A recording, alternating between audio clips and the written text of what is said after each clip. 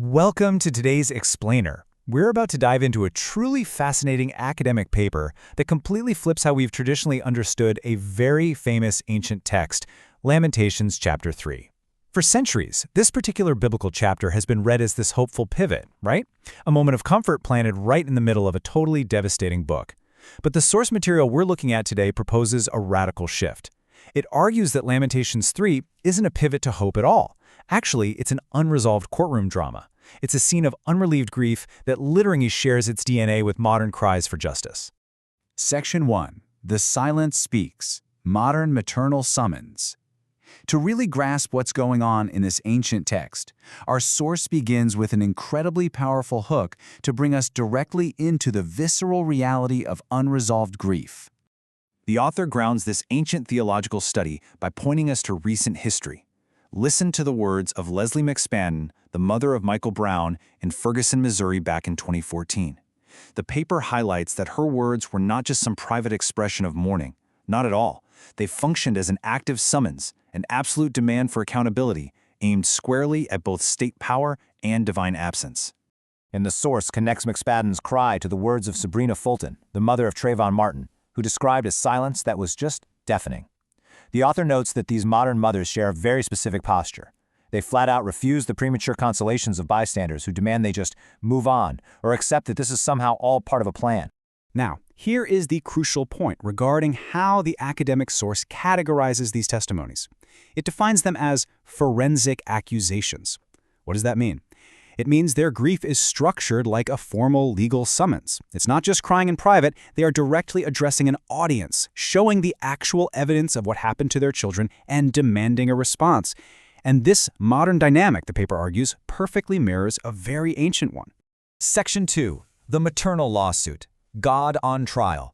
So let's flash back 2,600 years. To understand Lamentations, we have to talk about a concept called the inverted rib, or covenant lawsuit. In the first two chapters of Lamentations, the city of Jerusalem is personified as a grieving mother called Daughter Zion. But she isn't just sad. According to our source, she is actively placing God on trial. The victim is prosecuting the divine prosecutor. Take a look at the horrific evidentiary exhibit Daughter Zion brings to the court. She commands God to see and look at the bodies of her children. She's issuing a maternal summons. But as the source emphasizes, this explosive charge is met by the text with absolute chilling silence. God does not answer. Section 3. Geber's Blocked Prayer, Divine Silence. And this brings us right to the meticulous deconstruction of Lamentations 3. When we get to chapter 3, a completely new voice erupts. It's the Geber, which is a Hebrew word for a strong man. Now, traditionally, readers have looked at this man's voice as a hopeful interlude, maybe even a divine rebuttal. But the author of our source argues the exact opposite. They say the Geber is just another human sufferer trying to fill the silent void, because God is still completely silent. And the paper proves this by diving into the forensic clues in the Hebrew text itself. The vocabulary used to describe the Geber's physical torments deliberately mirrors Daughter Zion's violated maternal form. For instance, you have the word oni, which denotes humiliation and physical violation. Then there's gadar, meaning being walled in, like a city under siege. And satam isn't just about a prayer going unanswered, it means actively obstructing prayer. The Geber is trapped in the exact same unresolved nightmare as the mother. This textual detail brilliantly illustrates the depth of that obstruction. The text explicitly says God wraps himself in a cloud so that no prayer can pass through. The source calls this an anti-theophany. God isn't absent, God is present, but has created a deliberate physical barrier to actively block communication. The silence is 100% intentional. Section 4. Refusing Consolation. No Easy Comfort. You have to understand just how bizarre and radical this deliberate divine silence was in the ancient world.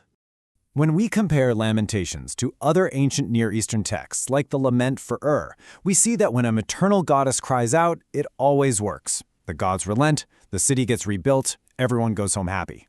But Lamentations completely refuses this expected comfort. Intercession is blocked. God stays silent. The whole thing ends with an unresolved accusation.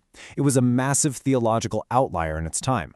Now you might be wondering, what about those famous hopeful verses in chapter 3? Verses like, "His mercies never come to an end." Well, the academic source argues these verses are a deliberately undercut pivot.